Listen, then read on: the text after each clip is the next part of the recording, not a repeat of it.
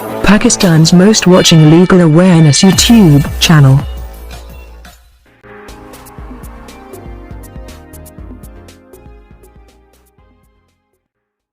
Hello friend and viewers, I hope all are fine. This is Mobushar Iqbal Chohan, Advocate High Court and Legal Lecturer.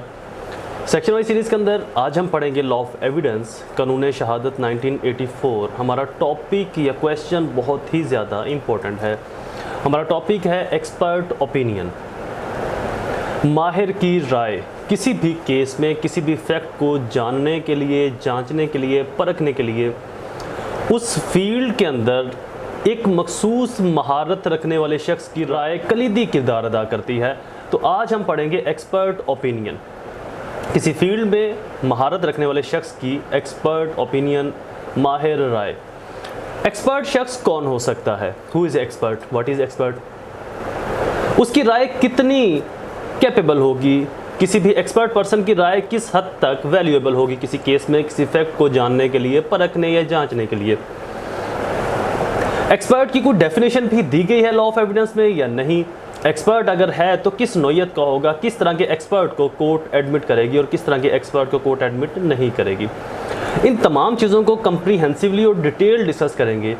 Lecture start करने से पहले as usual, अगर आप मेरे YouTube channel law and communication skills के ऊपर नए हैं तो रेड बटन को क्लिक करके मेरे चैनल को सब्सक्राइब करना, साथ में ही बेल आइकन को प्रेस करके ऑल नोटिफिकेशन करना भूलें, ताकि ऐसे ही फर्दर तमाम इंफॉर्मेटिव लेक्चर्स आपकी एक्सेस में रहें और उनके नोटिफिकेशन आपको बर वक्त और टाइमली मिलते रहे। फर्दर मोर मेरे Facebook pages innovative law academy and Facebook group law and communication channel को भी ज़रूर लाइक और सी फर्स्ट कर लें। वहाँ पर भी मैं इन्फॉर्मेटिव पोस्ट करता रहता हूँ।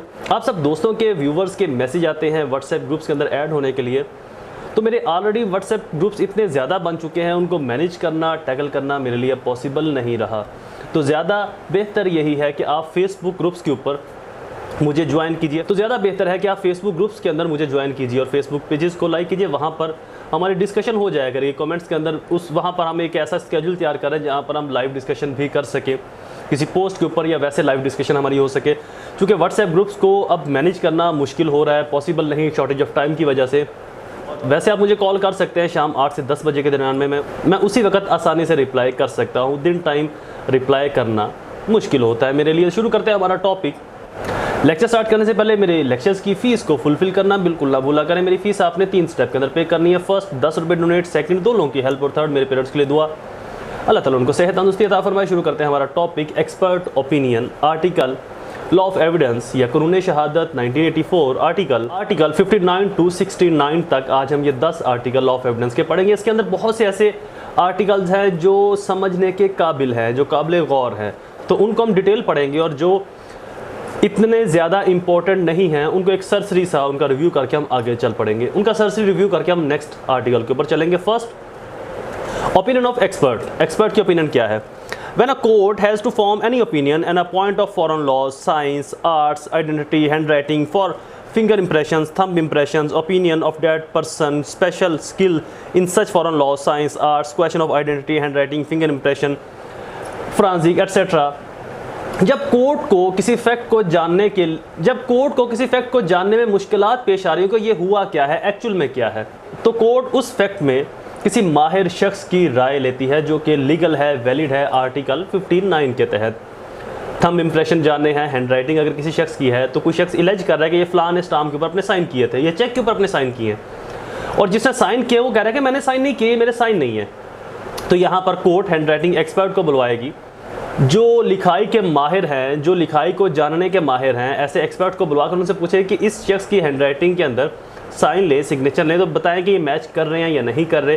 तो इस तरह से किसी और फैक्ट को, किसी साइंस के फैक्ट को, आर्ट्स के फैक्ट को, फिंगर इंप्रेशन के फैक्ट को, अदर देन किसी और ऐसी सेंसिबल फैक्ट, ज़रूरी नहीं कि नॉलेज का ही फैक्ट हो, कोई स्किल का फैक्ट हो सकता है, उस चीज़ को जानने के लिए। फॉर एग्जाम्पल एक केस था, वहाँ पर एक शख्स की मौत किसी तेज़ धार आले से हुई थी, तो कोर्ट ने वहाँ पर एक लोहार को बुलवाया कि आप हमें बताएं कि ये जो सुराख हुआ है पेट के अंदर, बैली के अंदर उस शख्स के, ये किस तरह का आला हो सकता है। तो उसने, एक जजमेंट का वाक़या है, तो उस शख्स ने, जो लोहार था, उसने बताया कि ये जो औजार है, ये जिस हथियार से इसकी मौत की गई है, ये एक तो आगे से प्लेन है, नुकीला प्लेन है, और इसके दांत बने हुए, कट इसके अंदर लगे हुए हैं, ऊपर वाली साइड जो है वहाँ पर कट लगे हुए हैं। तो जब वापस निकला तो उसकी वजह से कुछ कट से उसने ये पहचाना कि ऊपर इसके कट लगे हुए हैं। तो date is a skilled person, ऐसा शख्स जो किसी खास फील्ड में महारत रखता हो, date is a expert. Expert की कोई ऐसा डेफिनेशन नहीं देगी लॉ ऑफ एविडेंस के अंदर। हाँ, एक ऐसी डेफिनेशन है जिसके ऊपर मैं भी रिलाई करता हूँ, एक्सपर्ट जब अपने स्टूडेंट्स को बताता हूँ, वो मैं डेफिनेशन आपको भी लिखवा देता हूँ, आप भी वो डेफिनेशन लिख लीजिएगा। What is an expert, what is an expert या who is expert? An expert witness is one who is skilled by special study or experience and has adequate knowledge of the subject. The fact that has not acquired the knowledge professionally goes merely to weight, not admissibility. ऐसा शख्स जो किसी खास fact को जानने समझने की सलाहियत रखता हो, किसी खास फील्ड में उसकी स्टडी हो, रिसर्च हो, और वो आम लोगों से बेहतर जानता हो उस एक फैक्ट को, उस एक पॉइंट को, that is a skilled person, that is a expert person. अगला article 60, fact bearing upon opinion of expert. जो फैक्ट होंगे वो उस सिम्मत में, फॉर एग्जांपल एक फैक्ट है जो अदरवाइज रेलिवेंट नहीं है। मिसाल के तौर पर एक शख्स की आम तौर पर लग रहा है कि मौत उसकी नेचुरली हुई है, बट एक डॉक्टर उस शख्स को देखकर, उसकी डेड बॉडी को देखकर ये कहे कि नहीं, इसकी मौत आम कुदरती तभी मौत नहीं है, इसको मारा गया है गला दबाकर, इसका सांस रोककर, या कोई और किसी किस्म का तशद्दुद ऐसा करके जिससे इसकी मौत वाक़ई हुई, तो that is expert.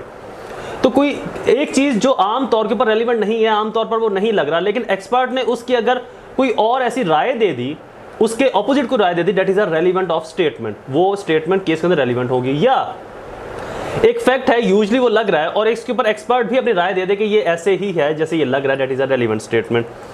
Next article 61, opinion as to handwriting when relevant.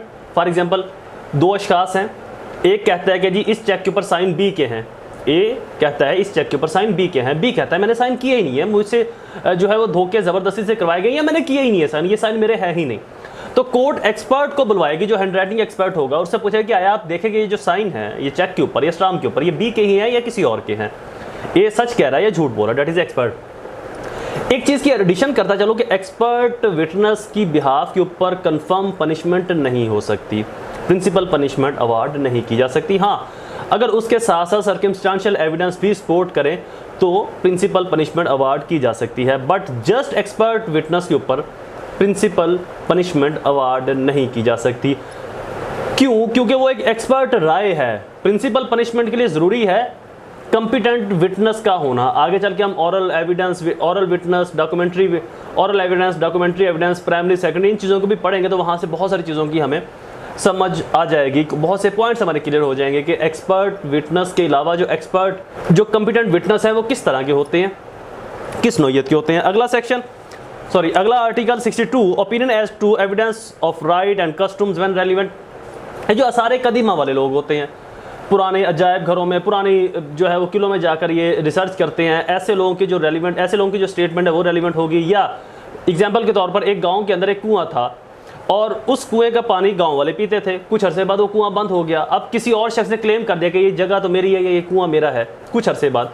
तो अगर कोई ओल्ड मैन को, पुराना शख्स जो उस इलाके का ग्राउंड सिटीज़न है, उस इलाके का लोकल सिटीज़न है या उस एरिया का सिटीज़न है, शहरी है, उस एरिया में वो रहता रहा है, तो अगर वो ये राय दे कि ये कुआं जो है वो गाँव वालों की मलकियत था और गाँव वाले इससे पानी लेते हैं, that is a relevant statement. अगला article, opinion as to usages, tenet, etc relevant, usages, चाल चलन, रीत रवायात, इसके ऊपर भी जो एक्सपर्ट बंदा होगा, जो एक्सपर्ट शख्स होगा, माहिर होगा, उसकी राय रेलिवेंट होगी। Next article, opinion of relationship when relevant. ये इतने ज़्यादा बेसिक सेक्शंस नहीं, इसलिए मैं इनको ऑर्डिनरी पढ़ रहा हूँ। अगले जो 2-3 सेक्शन आने वाले वो मोस्ट इंपॉर्टेंट है। रिलेशनशिप व्हेन रेलिवेंट, मिसाल के तौर पर दो अशखास है, वो कहते हैं हम मियाँ बीवी हैं, उनका कोई डिस्प्यूट आ गया। अब या तो दोनों में से एक कह रहा है कि मैं इसकी बीवी नहीं हूँ, या मर्द कह रहा है कि मैं इसका शोहर नहीं हूँ, या दोनों कह रहे हैं कि मियाँ बीवी हैं, वो किसी प्रॉपर्टी को क्लेम कर रहे हैं।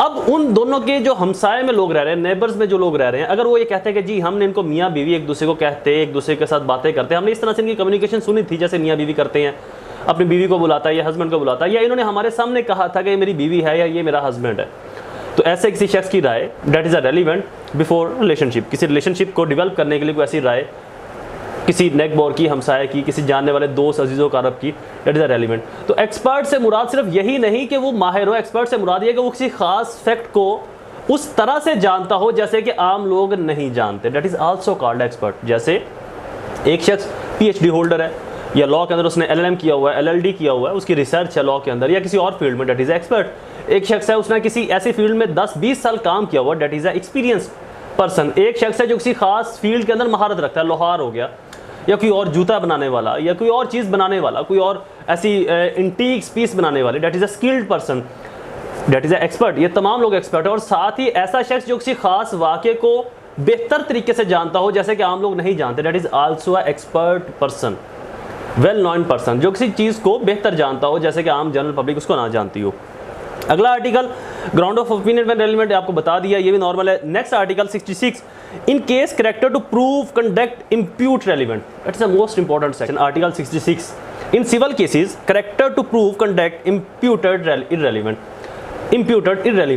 सिविल केसेस के अंदर किसी भी शख्स का माजी का बुरा किरदार इररेलेवेंट होगा। फॉर एग्जांपल, एक शख्स के ऊपर इल्ज़ाम है कि जिसने मुझे चेक दिया था और वो चेक कैश नहीं हुआ, ये इसने मेरे साथ स्टाम्प किया था प्रॉपर्टी का और वो प्रॉपर्टी मुझे दे नहीं रहा, फ्रॉड से इसने किसी और को बेच दी। तो अगर इल्ज़ाम लगाने वाला एक ऐसा केस ले कि जी इसने फलां टाइम भी किसी के साथ ऐसी ही हरकत व सकनात की थी, इसका किरदार ऐसा है, माजी की एक बात याद रखिएगा कि जो जजमेंट्स होती हैं that is a settled principle. अगर किसी शख्स के खिलाफ जजमेंट आ जाए तो उस जजमेंट का हवाला या उस ऑर्डर का हवाला दिया जा सकता है कि जनाब ये फलां कोर्ट से जो है वो फ्रॉडिया डिक्लेयर हुआ है, इसने फलां जगह पर भी एक ऐसा फ्रॉड किया था और कोर्ट ने इसको सजा दी थी, कंपनसेशन दी थी, डेट इज़ अ रेलिवेंट। लेकिन जो सोसाइटी की बातें कि जी ये फ्रॉडिया है, ये झूठा है, ये वो फलां, अगर वो चाहे झूठा है भी, फ्रॉडिया है भी, तब भी उसका जो माजी का किरदार है वो उसके किसी प्रेजेंट के अंदर केस में रेलिवेंट नहीं हो सकता। अगला आर्टिकल क्रिमिनल केसेस से डील करता है। Article 67, in criminal cases previous good conduct is relevant. Crime के अंदर जनरली हम वकला, अगर हमारे पास किसी शख्स की बेल करवानी है या ट्रायल में, तो अगर उसका किरदार माजी का अच्छा है तो हम उसकी प्ली लेते हैं कि जनाब इसका माजी का किरदार तो बहुत साफ था, ये तो बड़ा शरीफ, नेक, पाक दामन, परहेजगार इंसान है, नमाजी परहेजी है, तो इसके ऊपर ये प्रोबेबल डेफिनेटली एक शख्स है वो 30 साल से कोई जुर्म नहीं करता और सडनली उसके ऊपर इल्ज़ाम लग जाता है कि जिसने मर्डर कर दिया, ये चोरी कर लिया, तो इस चीज़ को तो कॉमन सेंस भी तस्लीम नहीं ना करती कि अगर वो करता तो 30 साल पहले उसने ये जुर्म क्यों नहीं किया, अब उसने ये जुर्म क्यों किया है। तो लिहाजा किसी ऐसे शख्स का किरदार जो माजी के अंदर, लिहाजा किसी ऐसे शख्स का किरदार जो माजी में अच्छा रहा हो, बेहतरीन रहा हो, सडनली उसके ऊपर कोई ऐसा इल्ज़ाम लग जाता है तो आम तौर के ऊपर ये समझा जा सकता है कि वो ये उस शख्स के ऊपर झूठा इल्ज़ाम होगा जब तक कि वो सच साबित ना हो जाए। तो लिहाजा किसी भी शख्स का माजी का किरदार क्रिमिनल केसेस के अंदर अगर उसका किरदार अच्छा है तो वो रेलिवेंट होगा उसके मौजूदा केस में। अगला section 68, previous bad connector not relevant, reply expert in reply. अच्छा, ये तीनों सेक्शन बताए हैं 68, 67, 66। इन तीनों में अगर आपका करेक्टर ही कोर्ट के अंदर चैलेंजेबल है, अगर आपका करेक्टर ही कोर्ट में चैलेंजेबल है, देन करेक्टर से रिलेटेड तमाम स्टेटमेंट रेलिवेंट होंगी। लेकिन अगर कोई केस चैलेंज है, कोर्ट के अंदर एलिज्ड है और उस केस के अंदर आपके करेक्टर को, बैड करेक्टर को कोर्ट के अंदर रेलिवेंट नहीं किया जा सकता जब तक कि कोर्ट से कोई किसी माजी के अंदर सज़ा याफ्ता ना हो चुका हो या सज़ा ना मिल चुकी हो उसको किसी केस के अंदर, तब तक वो रेलिवेंट नहीं होगा।